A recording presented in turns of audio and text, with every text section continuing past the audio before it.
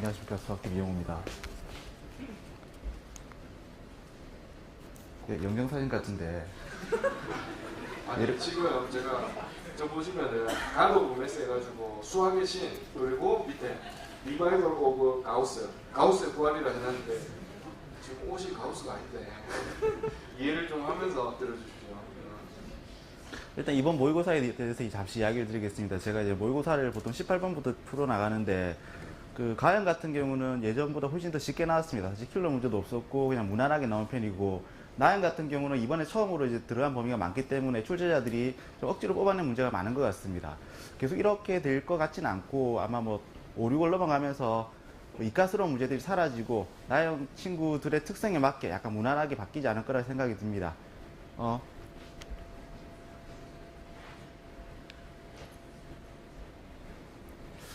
일단 수학이라는 것이 뭐 전체적인 커리 이런 것보다는 무엇을 공부하느냐가 더 중요한 게 많기 때문에 뭐 기본적인 내용을 먼저 살펴보겠습니다.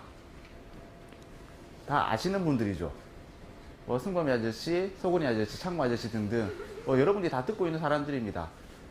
그러니까 아시다시피 이분들은 상위권 위주의 강사들이죠. 많은 친구들이 자기가 뭐 중위권인데도 불구하고 또는 하위권인데도 불구하고 이런 강사들의 수업을 들으면 자기도 잘할 수 있지 않을까라고 생각하시는 분들이 있는데, 타고난 머리가 있거나 안 그러면 중고등학교 때 미리 공부를 했다가 한동안 공부를 쉬어서 좀 공부 성적이 떨어진 친구가 아니면 이런 분들의 강의를 듣는다는 것은 그 약간 이렇게 덜 생기신 여자분이 되게 좋은 화장품을 발라가지고 이뻐지고 싶은 그런 마음하고 비슷하다고 생각이 듭니다.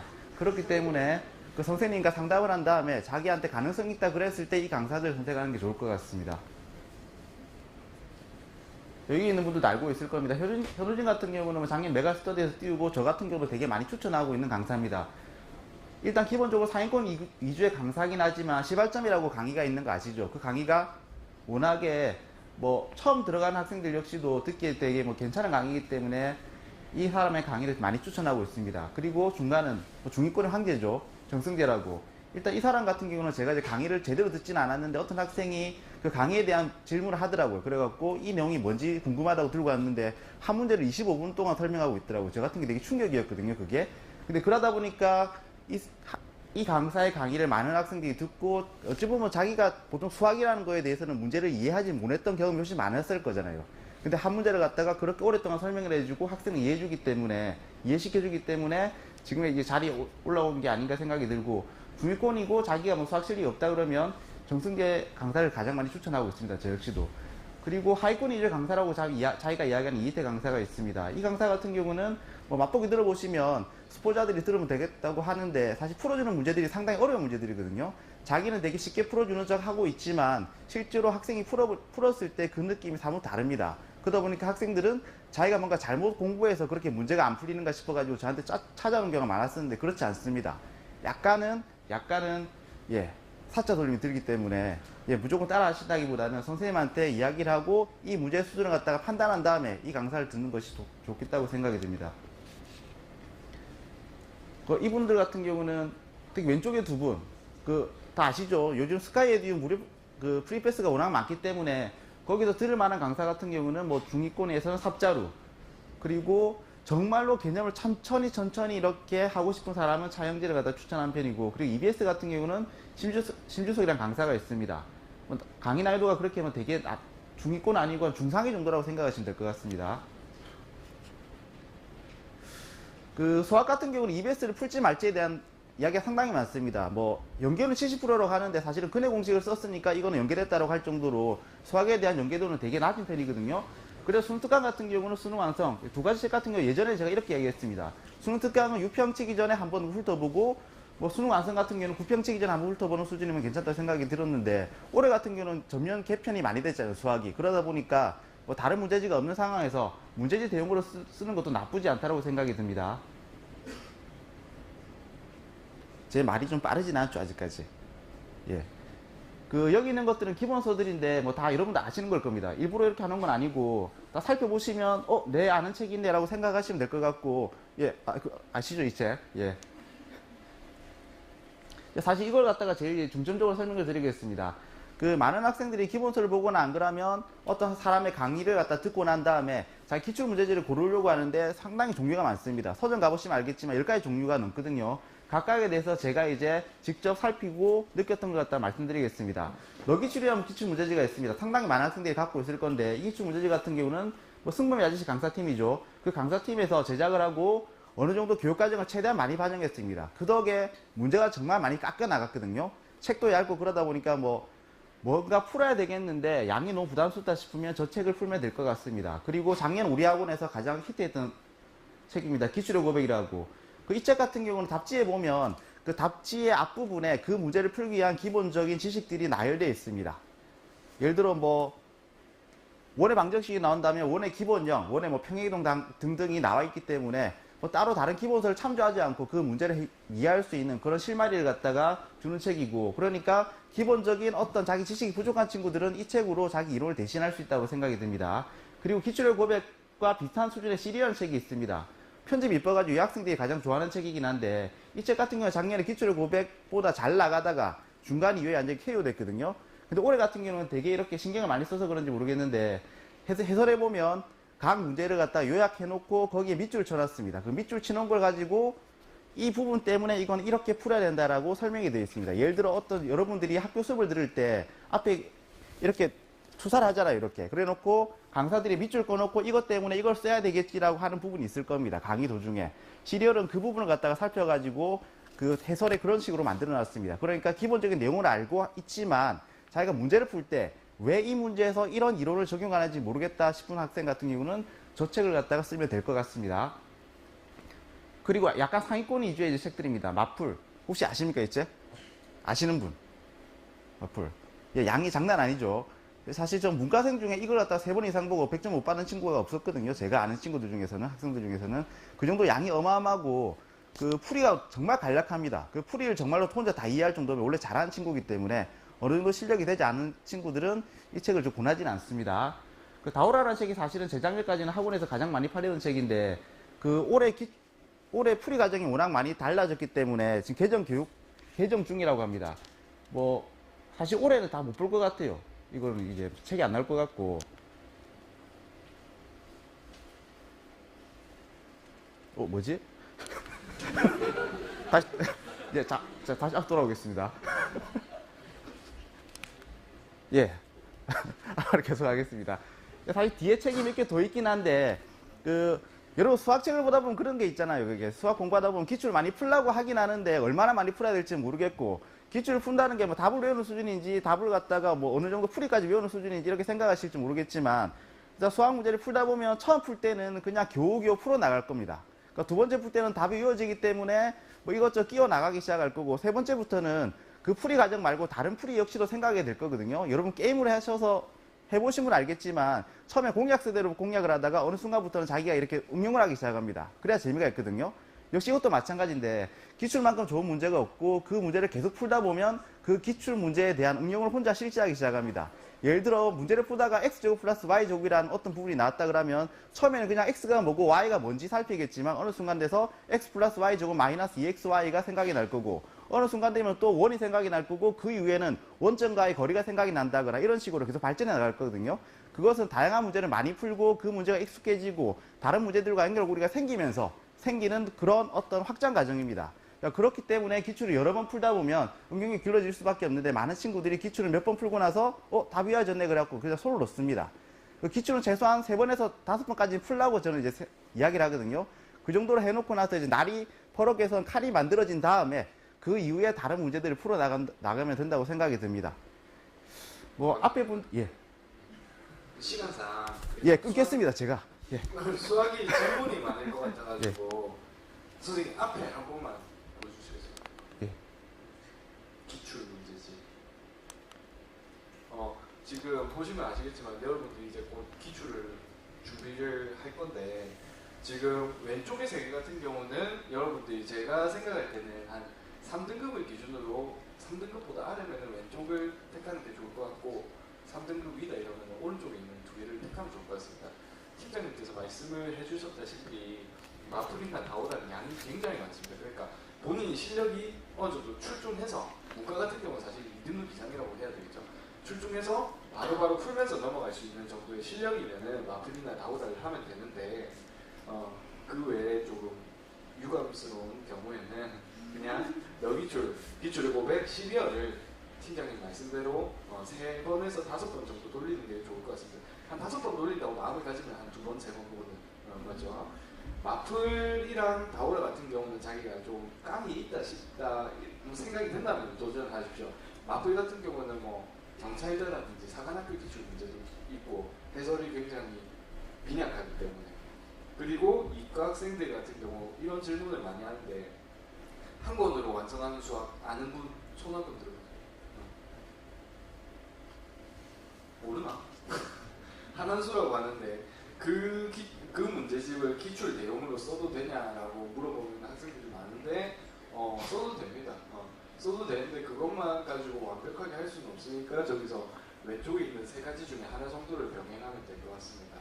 그 정도가 제가 드릴 수 있는 말씀을 전부고, 또 수학 같은 경우 질문이 많을 것 같은데 좀 구체적으로 물어보시면 됩니다. 수학 질문 한번 받아보겠습니다. 감사합니다. 예. 질문이 많네요. 어머니. 앞에 순서대로 하겠습니다. 앞에 순서대로. 선생님 여기서 답변해 주시죠. 예. 제가 좀 약간 문제집 관련해서 여쭈고 싶은데, 제가 한 달 전부터 자이스토리를 풀고 있거든요. 근데 그래서 저는 이 자이스토리를 아까 말씀하신 것처럼 여러 번 이렇게 보고 싶은데, 또 퀴즈 홈페이지나 뭐 이런 데 보면 자이는 이미 사내 아니면 안 권한다고 뭐 이런 식으로 돼 있어서, 근데 좀 자의가 나쁘다는 게 아니고 만약에 처음 본다 그러면 다른 문제지들보다 이렇게 약간 효율이 떨어진다는 거지, 자의를 먼저 여러 번 본 상태에서 다른 문제를 본다는 건 더 비효율적인 거거든요. 그렇기 때문에 미리 여러 번 봤다고 한다면 그걸 계속 보는 게 훨씬 더 학생한테 유리합니다. 그러니까 처음 봤을 때 힘들다는 거지, 이미 봤던 책을 갖다가 다른 책으로 옮긴다는 것은 별로 뭐 권하고 싶은 어떤 방법은 아니라고 생각이 듭니다. 그럼 자의만 여러 번. 예, 괜찮습니다. 예.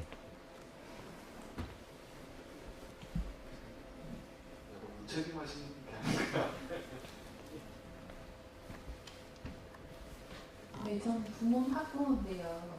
예. 사실 재중반에 있다가 여기로 옮긴 지 얼마 안 됐는데요. 우리 애는 수학을 제일 못하거든요. 이과생이고요.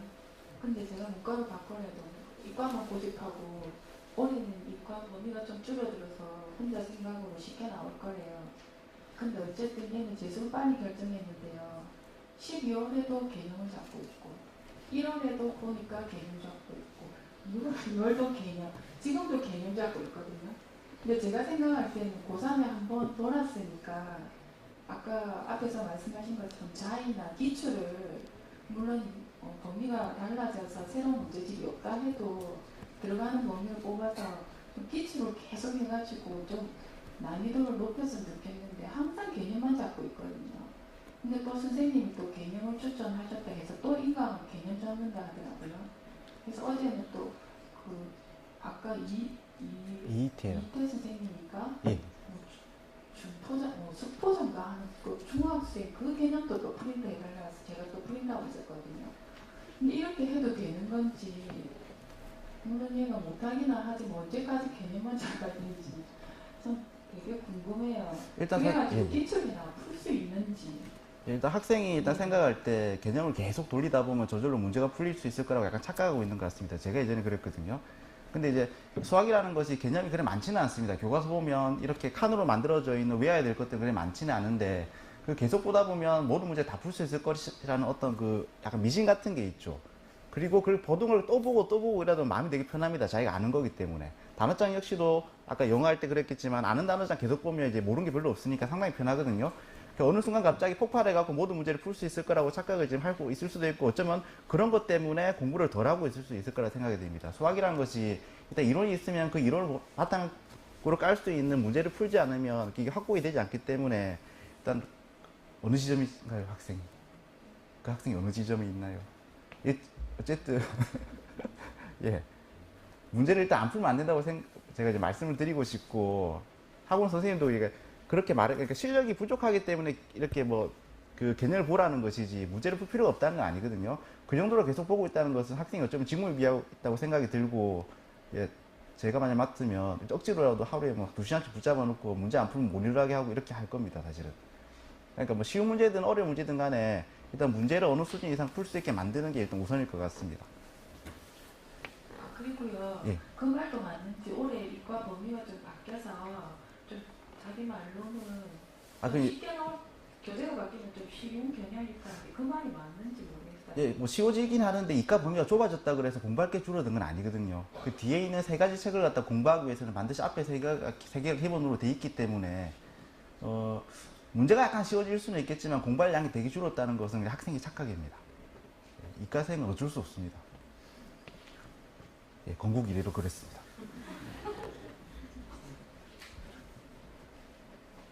다른 분 있으십니까?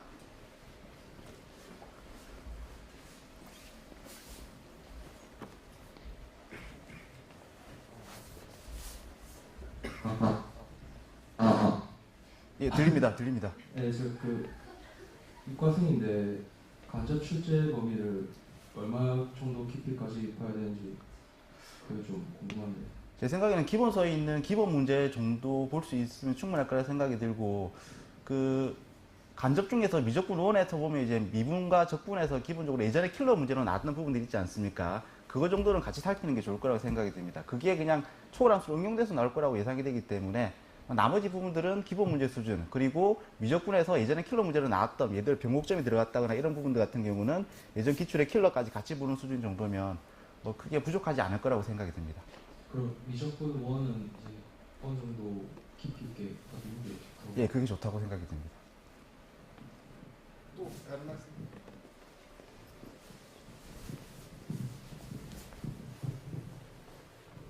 제가 그 신승모 컬이 따라오는데 그 신승모 화업에 함수 하려고 하니까 2개를 그 복습하면서 기출도 이렇게 여러 번 돌릴 수 있을지 잘 모르겠어요. 제가 작년에 이과생 중에서 그걸 학원에 보면 이제 홈페이지에 있을 겁니다. 뭐 의대 뭐 이관왕에 해갖고 뭐 연세대 붙고 뭐 여기 붙고 한 친구가 있는데 그 친구가 신스먼 컬이 따라가면서 기출 문제지만 8월까지 뭐 3번, 4번 돌리고 그 다음에 넘기는 문제지만 계속 돌렸습니다. 처음부터 제일 잘한 친구는 아니었고 처음 80점대 후반으로 시작했는데 그 뒤로 가서는 한 8월 이후부터는 가장 안정적으로 100점을 받았던 친구거든요. 근데 공부량은 일단 어마어마합니다. 일단 승범이 아저씨 교재에 고쟁이라든지 여기 있는 거는 거의 못 푸는 문제가 없을 정도로 3번, 4번 풀었고 그 다음에 마더텅 총 4권이죠, 맞죠? 지금 이제 뭐 3권만 풀면 되겠지만 어쨌든 거기는 모든 문제 못 푸는 거 없을 정도로 또 3번, 4번 풀고 그런 다음에 8월에 찾아가고 뭐 풀 거야 물어봐가지고 이거 풀라 그러니까 또 그거 다 풀고 그러니까 그 정도로 공부를 하고 나니까 일단 실력은 되게 단단해졌거든요.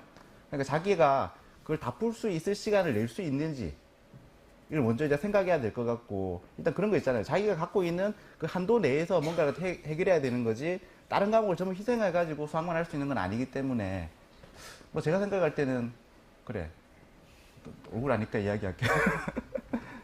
승범이 아저씨 컬이 일단 따라가지고 기본적으로 1등급 만들어 놓고 하나수 같은 경우는 그 완성된 걸 갖다가 이렇게 참조해가지고 이렇게 참조하는 수준으로 생각하면 좋을 것 같아요. 그냥 기출이야 뭐 다 풀기는 힘들 것 같으니까 일단 앞에 있는 걸 위주로 풀어놓은 다음에 시간이 남는다면 예전 기출까지 같이 보고 뒤로 보면 될 것 같고 이상입니다.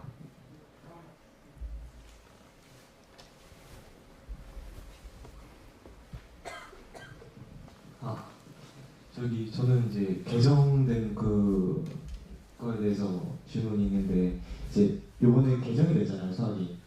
예. 근데 그러면서 이제 중요하게 여기는 그 파트도 달라졌을 거고 이제 그만큼 이제 수능에 대해서 문제도 바뀔 거라고 예상되는데 정확하게 어떤 파트 요번에 개정을 할 때는 어떤 파트를 중심으로 더 중요하게 여기면서 개정을 하고 이제 비중을 어떤 식으로 얼마나 넣어야 되는지 그거에 대해서 궁금한데. 일단 이과생이기 때문에 그 기백을 보면 아시겠지만 예전에 보면 쌍곡선이라든지 포물선 여기서 이제 기울기를 이용한 접선 공식이 있었습니다. 거기 있는 거 보면 전부 다 이제 미분을 통해서 하라고 다 바뀌었죠. 그러니까 미적분을 갖다가 기본적인 이제 기하 쪽으로 되게 많이 이렇게 접합시키고 싶어 하는 게 보이거든요. 그러니까 예전 기출을 보면 틀리면 답지 보면 예전 방식으로 풀어놓은 게 되게 많을 겁니다. 그런 걸 갖다가 지금의 방식으로, 그러니까 지금 나와 있는 공식이 아닌, 예전에 알았던 공식이지만 지금 교육과정이 없는 공식으로 풀어내는 연습을 일단 먼저 하는 게 좋을 것 같고, 이렇게 생각하면 좋을 것 같아요. 제가 볼 때는 이제 그 내용을 줄이고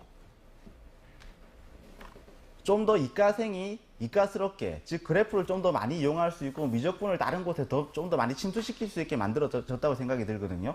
이번 교육과정이. 그러니까 기백에서 있는 그 미분이 응용된 여러 가지 내용들을 갖다가 좀 더 보는 수준이면 뭐 특별히 예전에서 공부했던 내용에다 그 정도 붙이면 뭐 괜찮을 거라 생각이 듭니다. 그 평가에서 그랬지만 되게 많이 변화시키지 않을 거라 그랬거든요. 수능 자체를. 그렇기 때문에 실험평가도 하지 않았던 거고. 그러니까 교육과정에 맞춰가지고 교사형 지도서에 이건 없애고 이거는 놔두겠다는 정도가 있으니까 그거 정도 제가 그러면 바로는 못 만들 것 같고 이번 달 안에 만들어 드리겠습니다. 그래가지고 각 지점 배포할 테니까 그 프린트를 먼저 참조해가지고 이걸 갖다가 중조주를 해야 되겠다고 생각을 만들면 더 좋을 것 같습니다. 아까 다음 분 뒤에.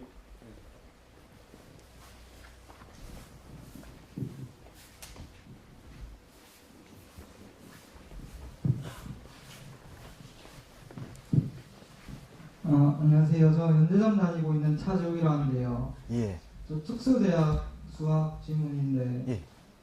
작년에는 특수대학이 보통 작년으로 치면 공통 수학을 약간 빠삭하게 알아야 좀 수학을 불리고 올해는 그 개정 수학 돼가지고 공통 수학도 좀 알아야 되겠지만 개정 수학에 대해서는 어떤 부분이 좀 중요하게 그 뭐 학교마다 좀 다르긴 할 건데 공통수학에 사실 보통 1학년 과정을 많이 이야기하잖아요, 맞죠? 예. 근데 문과 범위 자체가 지금 1학년 과정에 2학기가 다 포함되는 상황이지 않습니까? 그리고 1학년 1학기는 예전보다 더 쉬워졌습니다. 그러니까 문과 범위 정도 충분히 할 수 있고, 그리고 1학기 내용 중에서 뭐 기본적인 뭐 시계 계산 말고